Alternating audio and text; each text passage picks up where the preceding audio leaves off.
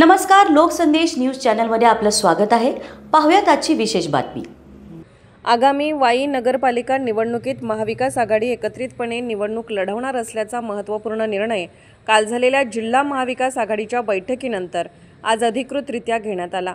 आज वाई येथे झालेल्या आघाडीतील प्रमुख पदाधिकाऱ्यांच्या बैठकीत हा निर्णय एकमताने घेण्यात आला।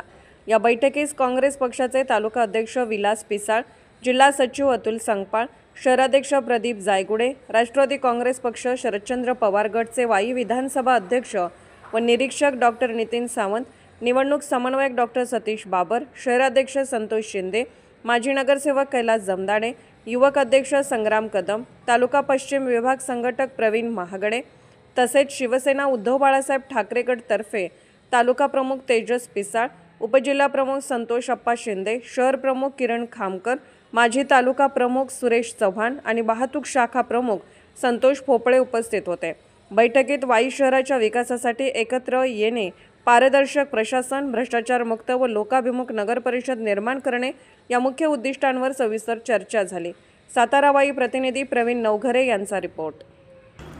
अशाच विशेष घडामोडींसाठी आमच्या YouTube चॅनलला सबस्क्राइब करा, Facebook पेजला लाईक करा आणि Instaला फॉलो करा।